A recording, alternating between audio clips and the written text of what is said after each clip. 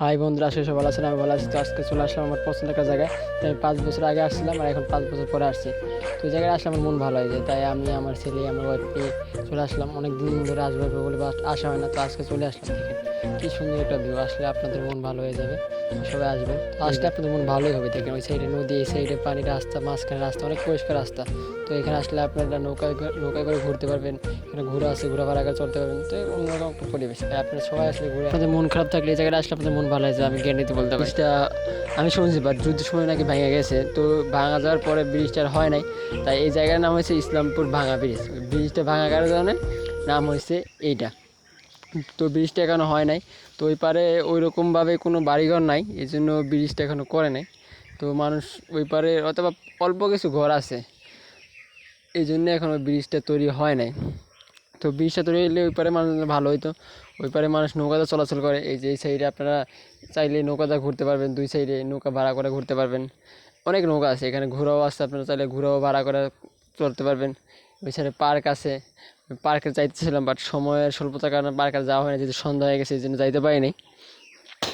তো আপনারা চাইলে এই জায়গাটা অনেক এনজয় করতে পারবেন। অনেক সুন্দর একটা জায়গা। ওই যে ওই সাইডে একটা বড় মাঠ আছে, মাঠটাতে বিকেলবেলা হলে অনেক মানুষ আসে আর কি। এখানে যে আপনাদের পরে দেখাবো না যে কী পরিমাণে মানুষ আসে এখানে, কারণ জায়গাটা অনেক সুন্দর একটা জায়গা। এখানে আসলে আমাদের মন খারাপ থাকলে মন ভালো হয়ে যাবে। তো আমি আগে আসতাম প্রায়, তো এখন আর ব্যস্ততার কারণে আসে না, তাই আজকে চলে আসলাম। এই যে এখানে একটা মাঠ আছে, অনেক সুন্দর, অনেক বড়।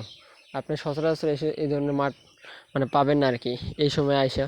তো মাঠটা অনেক সুন্দর আর কি, চারিদিকে অনেক বড়, খোলামেলা একটা পরিবেশ।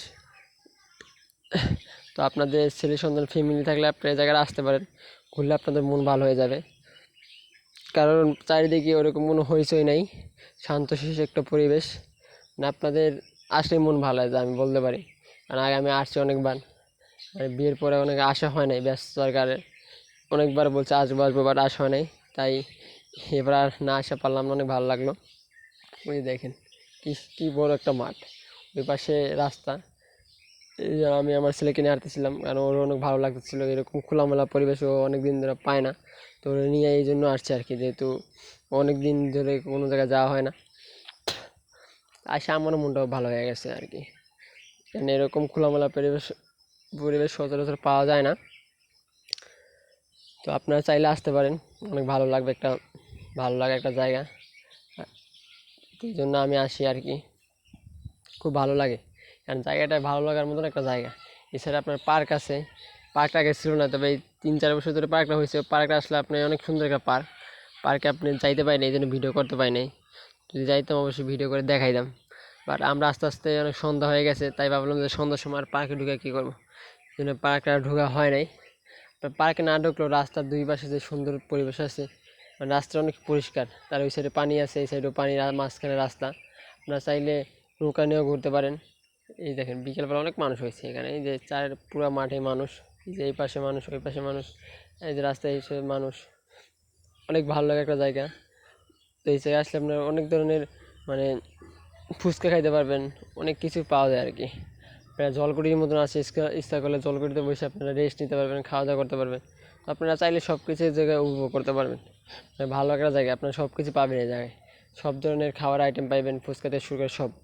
এই যে আমি আমার ছেলেকে নিয়ে ফুচকা খাইতে বসলাম, আমার আর খাওয়া হয় নাই, কারণ ও যে ধরনের দুষ্টু, ওরা আম্মুকে খাওয়াই দিতেছে, আমি বসেছিলাম আর ভিডিও করতেছিলাম।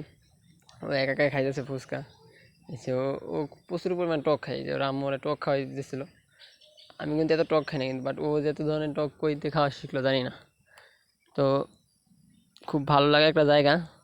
তো 5 বছর পরে আসলাম, তাই ভালো করে ঘুরলাম, ঘুরে দেখলাম, ভাবলাম তাই অনেক সুন্দর জায়গাটা। এই যে বিকেলবেলা হলে তো আরও মানুষেরও, মানে আমরা যখন প্রথম আসছিলাম তখন তো মানুষ ছিল না, আস্তে আস্তে যখন সময় গড়াইছে অত মানুষ হয়েছে আর কি। এই যে দেখেন এখন কী পরিমাণে মানুষ। সবাই ভালো থাকবেন, সবাই লাইক করে সাবস্ক্রাইব করে পাশে থাকবে।